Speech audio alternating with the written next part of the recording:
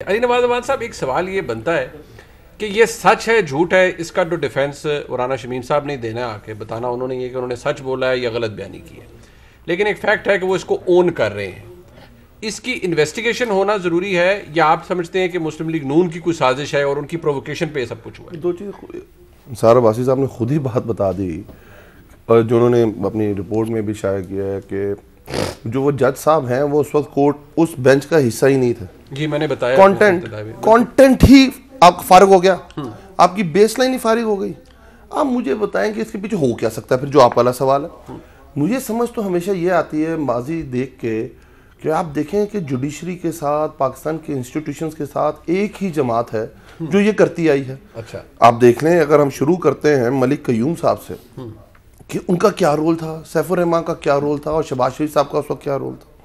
उसके बाद अगर हम देखते हैं जस्टिस रफ़ीक तारड़ साहब का, मतलब देखें एक बंदा जज है, एक बंदा उनका लीगल एडवाइज़र रहा है और उसका वो क्या क्राइटेरिया है कि वो उसको सदर पाकिस्तान लगा देते हैं।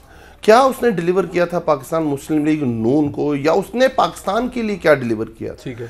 उसके बाद आप देखते हैं जस्टिस सईदुज़्ज़मान सदीकी को, जो चीफ सजाद अली शाह जिनकी कोर्ट पे नून लीग ने हमला किया था, जब उनकी आपको याद है उस वक्त टसल चल रही थी, और उस सईदुज़्ज़मान सदीकी को रिवॉर्ड किया जाता है गवर्नर बना के सिंध का। उसके बाद आप देख लें कि हम ये पहले कहते हैं कि हमें कोई भी LFO का COD के अंदर कि हम कोई भी इस किस्म के PCO जजेस का किसी का भी हम साथ नहीं देंगे, और फिर जस्टिस इफ्तिखार चौधरी साहब आते हैं और फिर जो होता है वो भी आपके सामने। कहने का मकसद ये है मुनीब कि ये जब इनका अपना स्टेक आता है, आप क्या समझते हैं जब ये हुआ होगा, लेट्स सपोज, क्या पाकिस्तान की अदालतों में सवाए नवाज शरीफ के, शहबाज शरीफ के कोई मसला नहीं? क्या पाकिस्तान की अदालतों में जो इंसाफ है वो इतना ज़बरदस्त और इतने अच्छे तरीके से लोगों को मिल रहा है कि उसमें कोई बात नहीं होनी चाहिए? आप खुद कहते हैं कि 3 टाइम के आप प्राइम मिनिस्टर हैं और आप ये कहते हैं कि मेरा जो केस है वो स्पेशल है, बाकियों के केस से मेरा केस डिफरेंट है।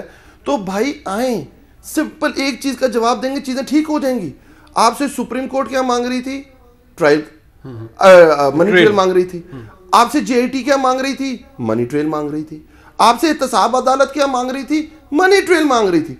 आप हर चीज देते हैं, हर चीज की कोई ना कोई रीजंस पेश करते हैं, आप अपनी बीमारियां दिखाते हैं, प्लेटलेट्स का इंदराज बताते हैं, पर ये नहीं कहते कि मनी ट्रेल कहां से है। अभी आपने कहा अदालती हिस्ट्री के हवाले से, तो आपको भी पता है, हम सबको पता है, हमारे मुल्क में जिस तरह सियासी तारीख बड़ी चेकर्ड रही है और जो मुल्क की अदालती तारीख है वो भी अच्छी नहीं रही। हमारे मुल्क के अंदर इंटरवेंशंस हुई हैं, एग्जैक्टली मैं भी वही कह रहा हूँ। फिर ये हुआ है, तो क्या आप भी ये नहीं समझते कि अगर कोई इतना बड़ा इल्जाम लगा रहा है तो उससे फिर इन्वेस्टिगेट हो जाना चाहिए मामला? सर मैं ये कह रहा हूँ, आप पे मैं मुनीब भाई रोज इल्जाम लगाना शुरू कर दूं और मैं लगाता रहता हूँ, फिर ट्विटर भी खामोश हो जाता है, तकरीरें भी बंद हो जाती हैं। एक अपना एक स्टेक है आपने पूरा करना होता है, उसके बाद खामोश हो जाते हैं। मुझे एक बात बताएं, कोई कंटेंट है, कंटेंट क्या है या कोई प्रूफ है? प्रूफ ये है कि जी उन्होंने वहां गए, उन्होंने वहां फोन किया, ना वो चीफ जस्टिस हैं, ना हाई कोर्ट के, ना वो उस बेंच का हिस्सा है। मुझे बताएं वो क्या कर सकते हैं